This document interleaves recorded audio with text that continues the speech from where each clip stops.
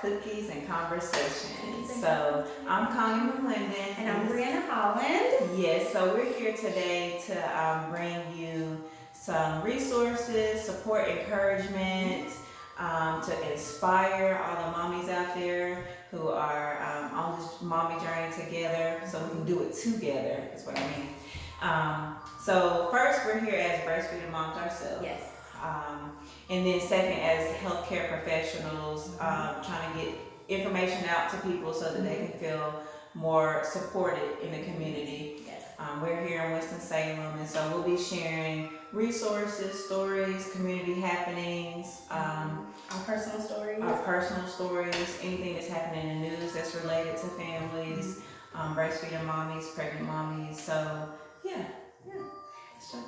Let's jump into it. Speaking of sharing and providing that community and support, let's talk about these community happenings. All of these community happenings are breastfeeding friendly, family friendly, and as mothers, we are whole women. We have lives, we have to-dos and happenings. So these events, we want to encourage you all to come out with your entire family. Yeah, some things that you don't have to find a sitter for, or get completely dressed up for. Some things you can get dressed up, because sometimes we don't get dressed up enough. We don't get out to do things. You get dressed up if you want to. Go ahead.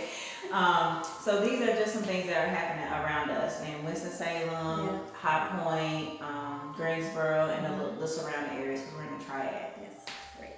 So our first community happening will be on February 15th. A mother in our community, Rhea Williamson, is a mom, but she's also an author. So she's actually having a book launch party. The title of her book is Dear Mommy, You're Not Alone. And I feel like that's so true. Like her hopes is to build a community in the triad area to support mothers, to support breastfeeding mothers, to support families. Because sometimes when we're experiencing motherhood, especially for first-time moms, you really need that community. You need to really try to find where the resources, where the people are that can help you along this journey. Because as we know, motherhood is can be a whole new world. It's a continuum. It's some ups and some downs, and there's waves that keep going, and that it'll suck you in. You'll be in the house, and just know that there's other mamas out there. We're going through it too. We're working. We're juggling, trying to volunteer or whatever else, going to the kids' small businesses. Like, so we know.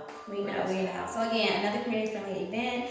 February 29th is Pregnant in the Piedmont. So you want to Piedmont. I'm excited about that one. We'll be there. Nursing Generations, Zaria's Milk will be there. So what Pregnant in the Piedmont is, I think this might be the 4th or 5th year that it's happening. It's here in Winston-Salem, North Carolina, and it's hosted at one of our local hospitals called Forsyth Medical Center, Novant Health.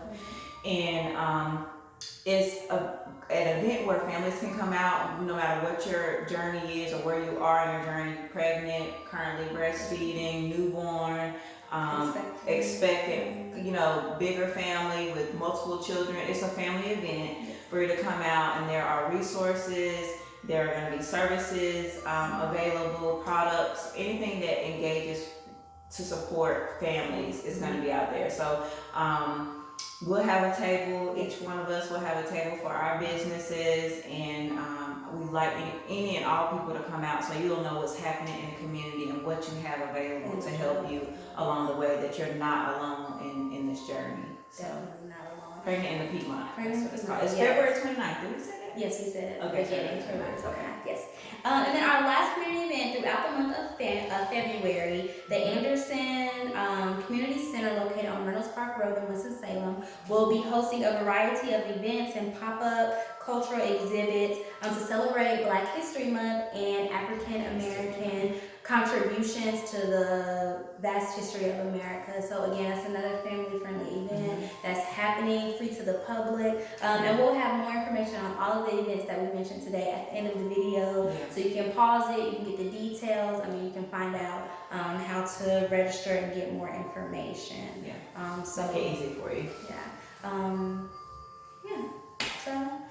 let's jump right on in to what was it that we were talking? Oh, the lady that had the story in the news. Yes, so the lady had story in the news. Speaking on community, I was scrolling through, I want to say on my Facebook feed actually, and I was scrolling, and I found an article. It caught my attention because it was titled "Why I Almost Gave Up Breastfeeding in the First 48 Hours." That's 2 days. Yes, and the author of the article was Simone Scully. So that kind of spoke volumes to myself as a first-time breastfeeding mom, understanding my journey and difficulties that I had to overcome during my process. And I'm just like, 48 hours, knowing that while you're in the hospital, where all resources are in one place, like, and people to touch you and to contact you and to be there for you, that's a scary situation to be in. And you know she's not alone. Like, I know more people have experienced it, but just to hear her tell her story it was heartfelt. I understood. I mean, you know, I could maybe think back to when I first started breastfeeding, and to hear her say that she was tired. You know, we were tired after having a baby, and then everybody's in and out of the room so you having stuff. You're scared. You want to make sure the baby's breathing. Right. You're like, hand on the back. Feeling us. So yeah, she's tired, and then she goes further to explain that she wasn't sure if she should wake the baby up to breastfeed him. And then she just didn't have a pleasant encounter with the first health professional that was there to help her. She didn't have a pleasant experience with that person. And she felt like she was the blame for why she wasn't breastfeeding well. And didn't have a good night the first night. And then she ran into the next time another healthcare professional that was very helpful. Yes, a very refreshing experience that reassured her that she had what she needed, that kind of helped her regain a sense of confidence that kind of was lacking in the beginning. So, and I think she really needed that from her recount of the story. That gave her momentum to say, okay, I can probably continue to do this. And the person got her set up for at home. That transition is critical. Yeah, that transition, even the hospital, that first part, and then transition at home, because now you're actually leaving the pool of resources. And you feel alone. And you may actually be alone. Yeah, and so she got home and she was still kind of struggling, and she ended up figuring out something that worked for her in her situation. For mommy and baby, that was still safe, that was still healthy, and again, that helped her continue her goals in her breastfeeding journey. She made it through, but what it brings me back to is that you never want a mama to feel alone in that, because some of the things that she was experiencing is normal. It was pretty normal. Like, some of the things that she was experiencing was normal. It's just that she didn't know it was normal, and she didn't know what to do with it. And so then she went into, kind of got to this, that her journey was she ended up pumping and expressing breast milk and giving that to her baby. Not formula, but just pumping the breast milk into her. And at some point she ended up going back to put the baby to breast.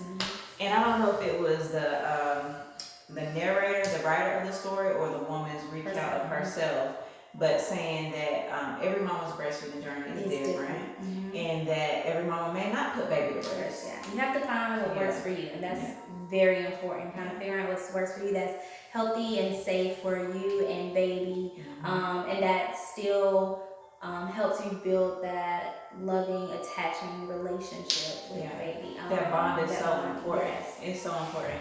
And being able to have the support in whatever way you choose, like whatever your goal is. If you want to only be bottle feeding, like knowing about how you sustain that and what that looks like. So just having an idea of where to go and what to do in those situations is so critical. I'm glad that worked out for her though. I commend her for having the guts up to be like, I'm gonna do this. It may not be my initial plan, it might not be plan B, but I'm gonna figure out, I'm gonna roll with it. And I commend her for that, because as Connie said, it's a wave. It goes and ends and out and it flows. But I'm very appreciative that she did have that second health professional come in and reassure her and praise mommy and praise baby and give her the support she needed, the information and the resources. And I'm